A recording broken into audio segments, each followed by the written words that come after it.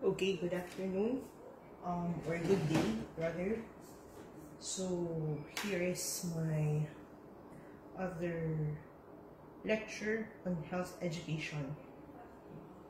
I have only two objectives, which are, first, to present important principles and guidelines in doing health education, and secondly,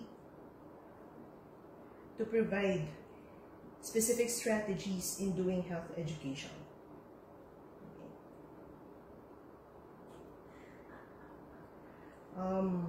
What is health education?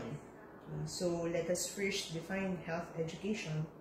So it is a process aimed at encouraging people to want to be healthy, to know how to stay healthy, to do what they can individually and collectively to maintain health and to seek help when needed. So this definition came from Alma Ata Declaration in 1978. So the Alma Ata Declaration of 1978 emerged as a major milestone of the 20th century in the field of public health, and it identified primary health care as the key to the attainment of the goal of health for all. Okay, so that's how important Alma Ata Declaration is. So another definition is from the World Health Organization. So I read, consciously constructed opportunities for learning involving some form of communication designed to improve health literacy, including improving knowledge and developing life skills which are conducive to individual and community health. So it's both individual and community health. So this is the definition of health education by the World Health Organization. So health education in this matter is not limited to the dissemination of health related information, but also fostering the motivation, skills, and confidence, so that's self-efficacy, necessary to take action to improve health, as well as the communication of information concerning the underlying social, economic, and environmental conditions impacting on health, as well as individual risk factors and risk behaviors, and use of the healthcare system. So it's not just only about information, but taking into account other factors and important factors such as individual risk factors and behaviors which are considered risky, okay, in terms of the individuals and the whole population's health at large and the use of the healthcare system. Okay.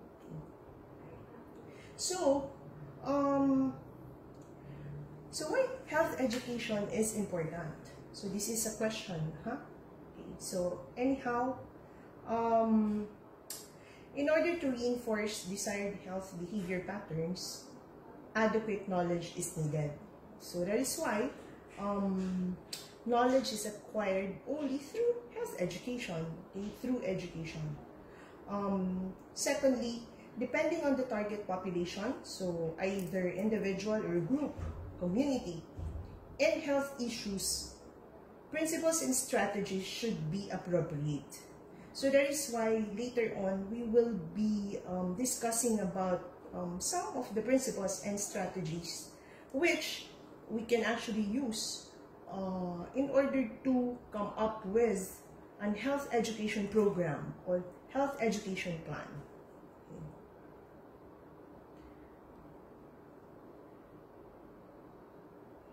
Okay, sorry for that. Okay, so further on, a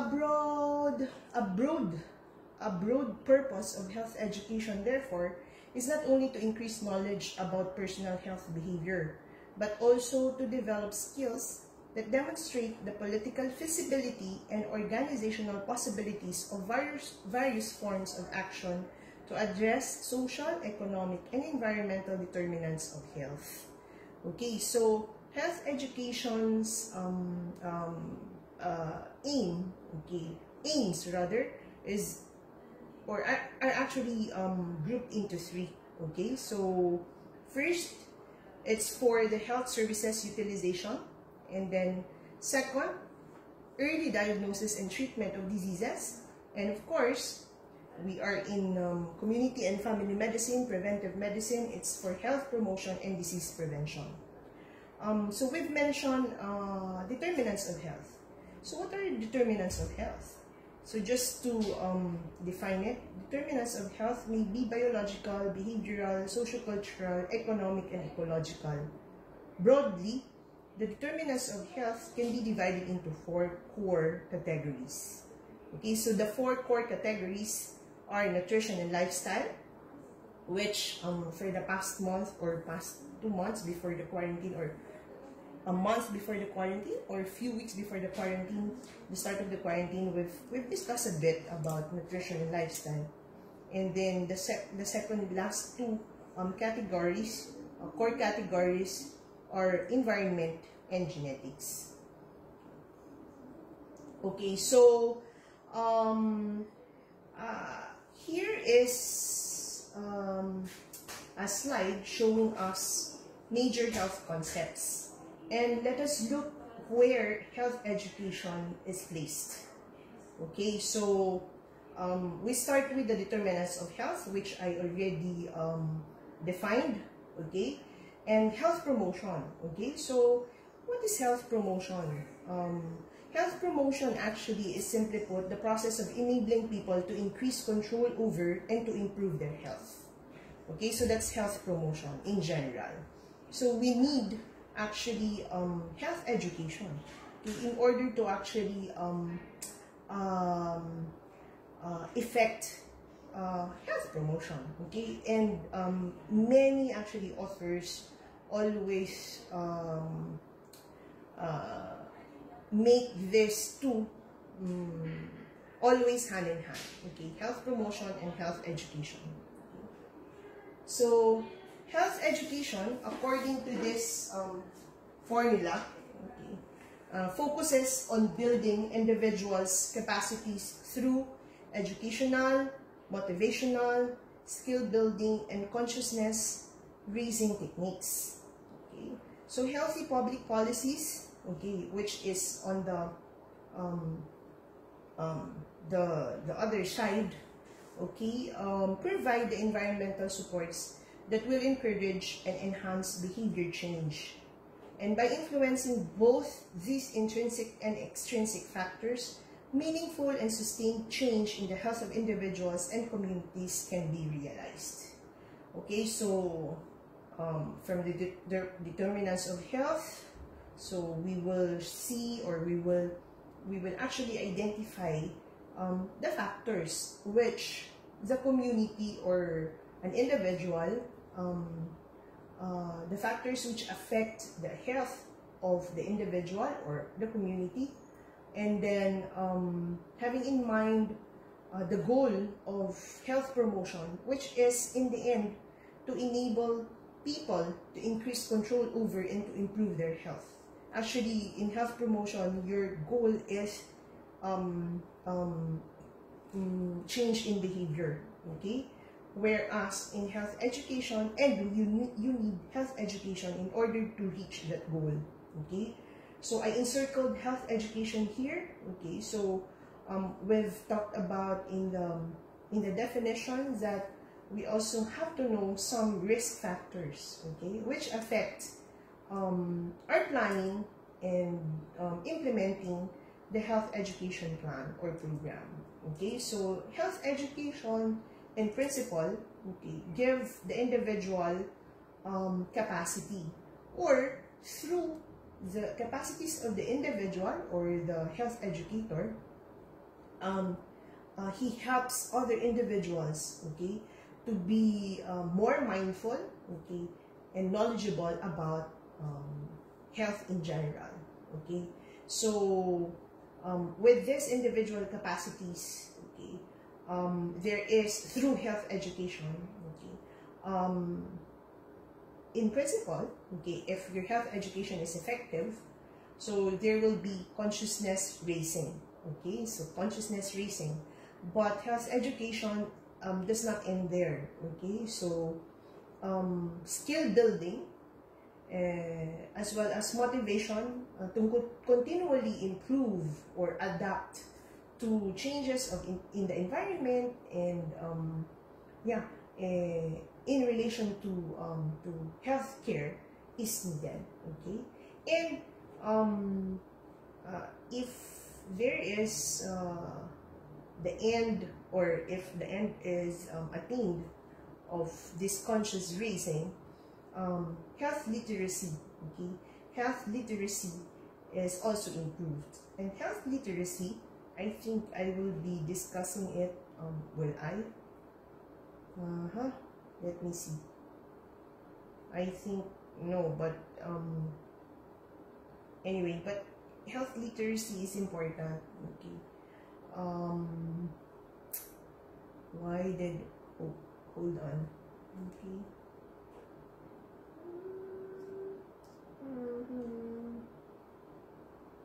I thought I included it, but okay. So when we talk about health literacy, it's not just about knowledge, okay. When you are literate about something, so health literacy, it includes everything. So the knowledge, the beliefs, as well as practices. And if there is improvement of health literacy, therefore your capacity and self-efficacy, as well as community empowerment is improved. Okay, so this increase in health literacy will affect change health behavior and practices, which in the end improve health outcomes and reduce inequities. Okay, so the other side of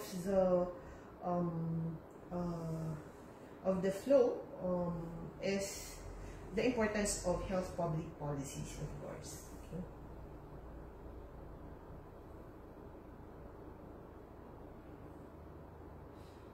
Okay, all here. Okay, so this is what I was actually looking for. Anyway, what is the relationship of health education and health literacy? Okay, so there are four, and well, some authors will provide us with more, but these are essential and enough reasons, okay, why health education is important in increasing health literacy, okay, in terms of attaining health outcomes. Okay? So people with low literacy have poorer overall health. Okay, of course, no, if you don't know anything about coronavirus, okay, so or the present SARS-CoV-2, which actually cause COVID-19 disease or illness, then your risk of getting infected is higher. Secondly, low literacy leads to misuse of medication and misunderstanding of health information. Okay, so when you go to your community rotation, you will actually know a lot of practices and beliefs and practices of Filipinos, which affect their way of obeying or following simple medication instruction from the doctors. Okay. Third, low literacy leads to preventable use of health services, including emergency care. Okay, so if you're knowledgeable enough to do first aid, yeah, and the do's and don'ts of managing certain simple illnesses, home remedies, okay, then the cost of healthcare utilization can actually be lessened, okay, and that includes also emergency care, okay, so because you're attacking the preventive area already, okay. Fourth, People with low literacy skills often wait longer to seek medical help, so health problems reach a crisis state. Okay, so those are the stubborn. Okay, sometimes not it's not literacy which is actually is the problem, but the stubbornness of people. Okay, so they prolong. Okay, they self-medicate. So those are the factors which can be considered risk factors when you go to the community. So these are the challenges, common challenges one should manage or correct if it's possible. Okay, in rural areas or in areas where information dissemination is hard. Okay, so this is yeah. So these are my slides actually of health literacy. So what is health literacy? It represents the cognitive and social skills which determine the motivation and ability of individuals to gain access to, understand, and use information in ways which promote and maintain good health. So by improving people's access to health information and their capacity to use it effectively, health literacy is crucial for empowerment. It is a key outcome for health education. So that's why in the slide where you see the figure on the relationships of different or major health concepts, determinants of health, health promotion, health education, and then the presence of in-place health public policies. Okay, as we go along the flow, okay, the outcome needed actually in order to effectively change behaviors is improved health literacy. Okay, so we come to the different approaches to health education. So I'll just go fast in this. Okay, so anyhow, you can read more on this if you have more resources. Okay, so first is regulatory. Actually, originally there are 4, but I already deleted the other one. Okay, because these are the 3 common approaches that we do. Okay, regulatory approach in health education. So direct or indirect intervention by the government to alter human behavior. So presently, we have a lot actually in relation to COVID-19 illness, okay, or infection. So it's the wearing of masks. Okay, so last night we watched the PNP chief talking about different or specific laws which will be violated for those who will not follow the provisions of the Bayanihan Act for COVID-19. Okay, and I think one of which is whenever you go out, you have, or everyone who is out of the house should wear a mask. Okay, and then of course social distancing. So will this be the new normal? Okay, we will see it in months' time, hopefully months, okay, not years. Okay, so those are examples. The second approach is on health education. Okay, so I will not go through this because this is actually what we are talking about. So, but again, this is a figure I got from one of the main sources of this lecture, which is a document published by WHO on health education. Okay, so this is a planned approach to health education. So you see, it starts with planning and ends with planning. Okay, so actually there's no ending, so it's circular because you as you implement certain health education programs through monitoring and evaluation through feedback mechanism, you will see areas which you can improve. Okay, so usually when you plan an intervention, First, okay, you have to backtrack, okay, to you can actually, so in this illustration, you can actually it's up to you where to start, but of course it's very, very important to engage first, okay, to engage first and understand the priority population. So if you have a community, so you immerse in that community, okay, and then there will be engaging with the local residents there, or even the local community leaders, okay, and then this is a way also of understanding the present situation or the different factors in that community with regards health, or if other factors, non-health factors, affect that certain community. Okay, so after being in the community, or yeah, with engaging, immersing, okay, yourselves in the priority community or in the target community or population, so there will be assessment of needs. Okay, so needs assessment.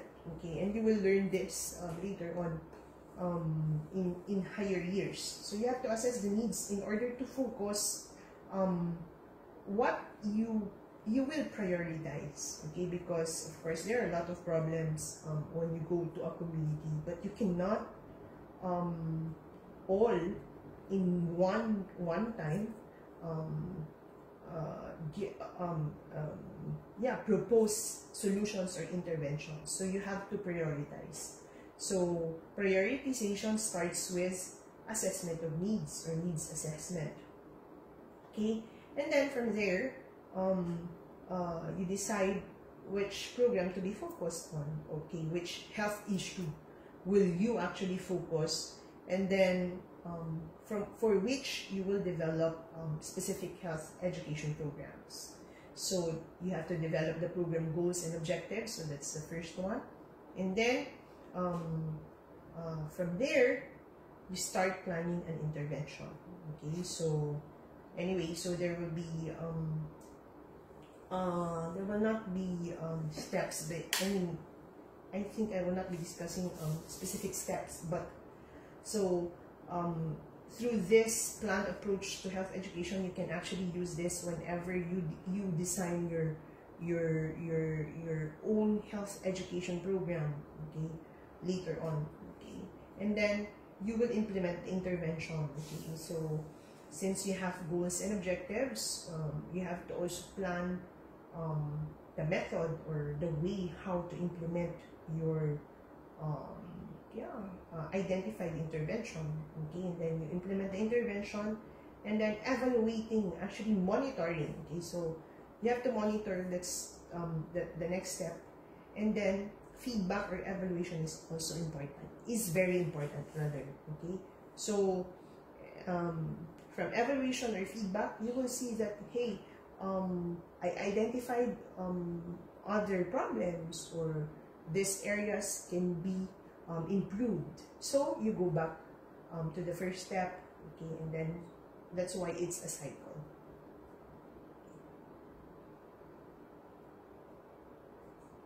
So the third is primary health care. So this is a new approach which starts from the people who, with full participation, become actively involved in planning and delivery of health services. Okay, so this is a more how do you call it? This is an approach which really the community, or even the community leaders are really involved in, not just in planning, but also in the implementation of interventions in specific health services.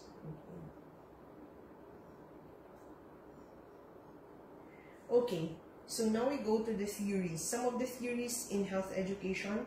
Okay, before we go to the specific theories, we have to characterize theories. Okay, so there are four general important characteristics of theories.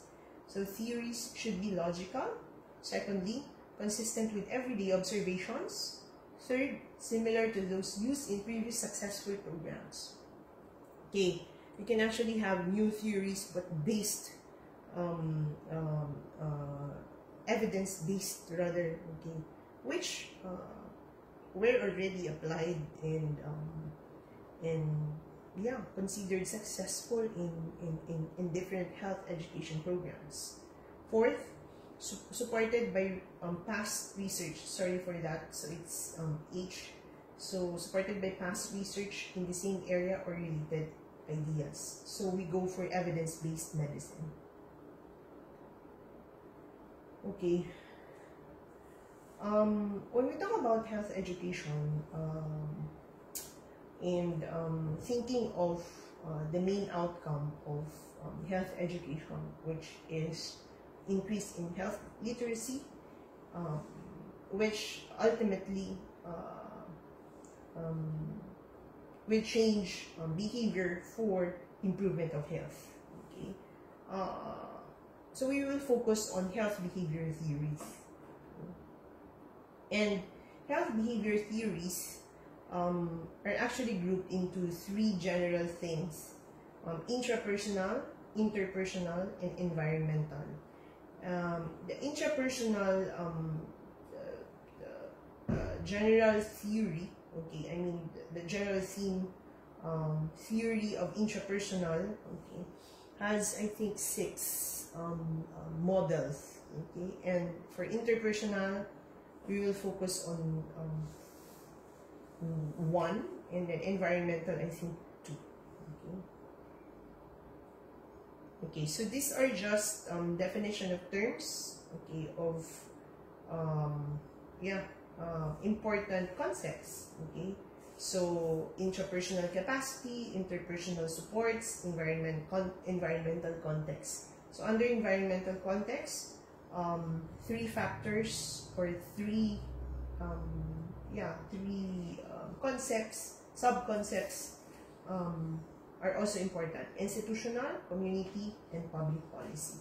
Okay, and it's actually self-explanatory with the definition. So this came from the WHO's document on health education. Okay, you can read more on this. Okay, so now we go to the models of intrapersonal theory. Okay, the first is the rational model, or the knowledge, attitude, and KEP. Okay,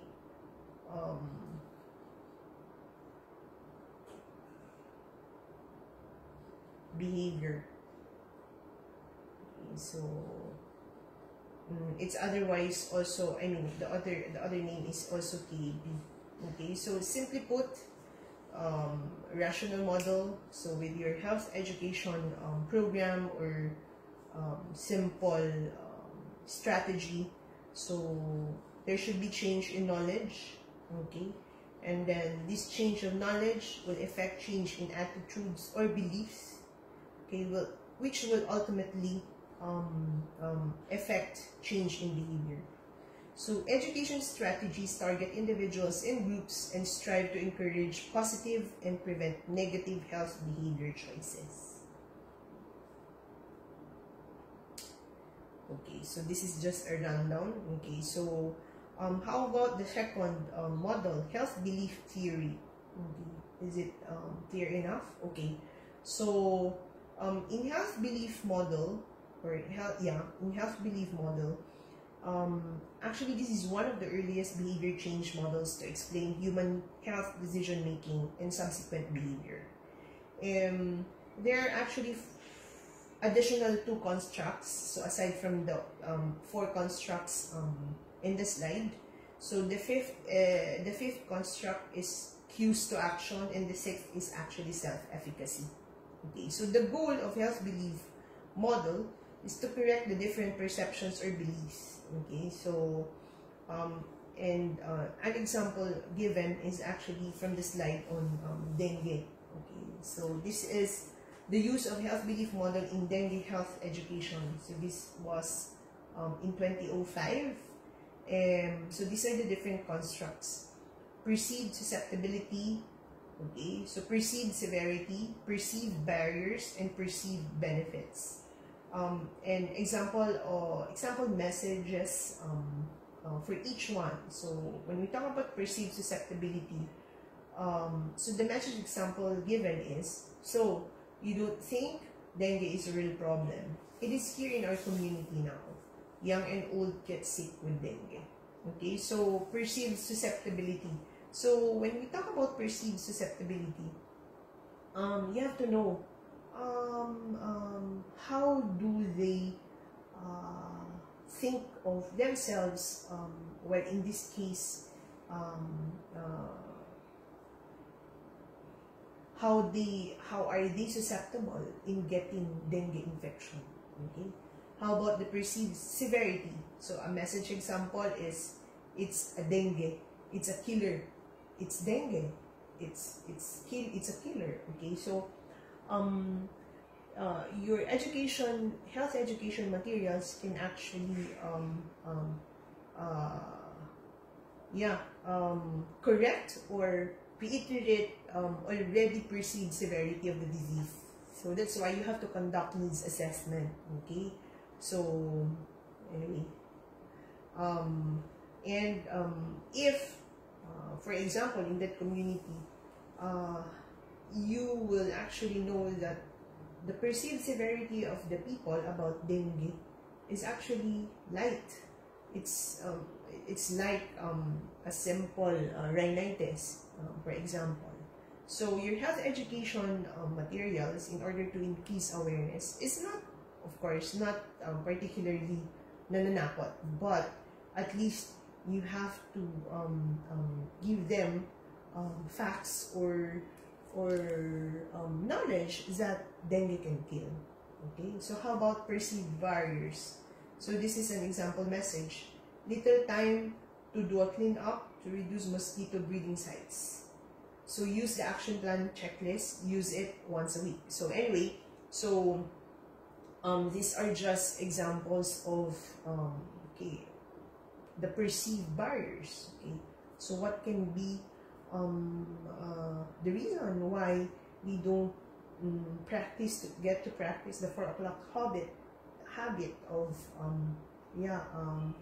ano ba yun, tinataob ba yung kanilang mga kalanggana, yung pandilig, so there should be no they have to clean up their environment, okay, so no stale water, etc. Okay, so perceived benefits. So a message example: if everyone spends just few minutes each week to clean up stagnant water, throw away unneeded containers, or cover them, it will reduce dengue fever. Okay, so you have to you have to have that message reach and understood by the target population or community, or even just an individual.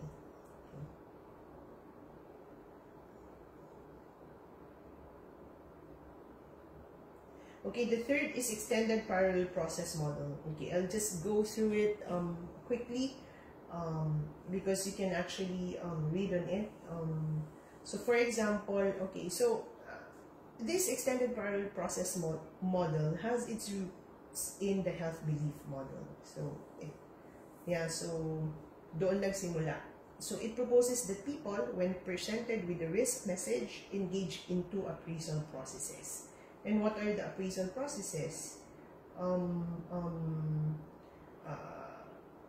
The threat, the efficacy. Okay, so these are the two concepts. Okay, threat and efficacy. So always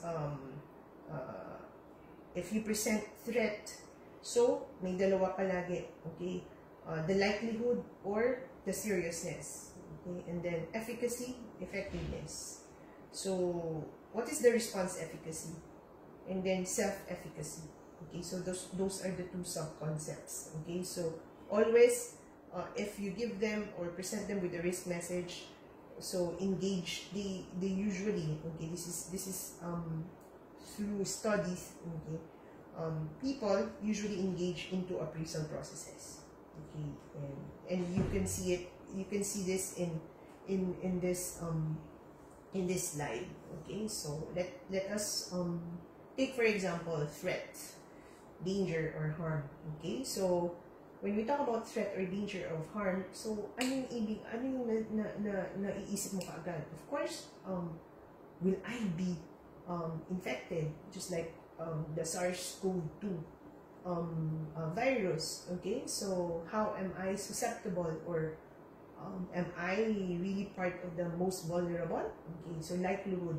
Okay, tapos palagi, no, if you're in danger, gaano pa, ano ba yung effect sa akin? So kung ako, if I will get infected, so how severe will it be? Okay, so you always think of the magnitude and seriousness. So an example of this, which was given in the WHO document, is on HIV. Okay, so the likelihood or the susceptibility, example, am I at risk for HIV infection? So what can be your potential strategy in health education? So emphasize the severity of the threat and the audience's or client's susceptibility to the threat. So again, depends on your audience. So dapat talaga you have to go back to the plan. They have education planning. Okay, so you have to know your target population. You have to know your target community or priority population or priority community. Okay, so and then how about on severity? So is HIV infection a serious health threat? Okay, so kung medyo yung community mo is not that convinced yet that yes, it can actually it is a serious health threat. Okay, so your potential strategy can be on this. So you should emphasize or illustrate how the health threat occurs to people who are demographically similar to the audience or target. So you give examples. So the fourth is trans-theoretical model of change. Okay, so padami ng padami. In trans-theoretical model of change naman, so this model recognizes that people have specific informational needs at each stage of behavioral change, and is able to offer the most effective intervention strategies at each of these stages. So self-efficacy and balanced decision-making are central to the theory. Okay, so example, practices by diabetic DM patients. So you will be planning, for example, an intervention, their knowledge on diet, exercise, medications, and self-monitoring of blood sugar, for example. So the approach will be through stages. Okay. Anyway, so there are examples here. So be responsible already. But anyway, it's just a basis. If you will be one of the basis, if you will be deciding that you base your health educational material or program on trans-theoretical model of change. And then theory of planned behavior. Okay, so anyway, again, there are different concepts. Okay, so four.